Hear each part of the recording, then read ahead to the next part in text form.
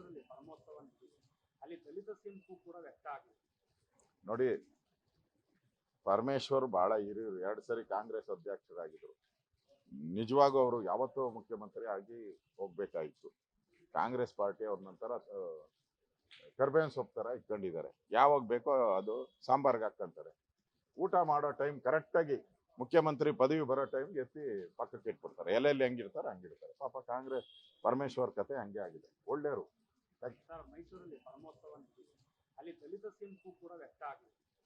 ನೋಡಿ, ಪರಮೇಶ್ವರ್ ಬಹಳ ಹಿರಿಯರು, 2 ಸರಿ ಕಾಂಗ್ರೆಸ್ ಅಧ್ಯಕ್ಷರಾಗಿದ್ರು.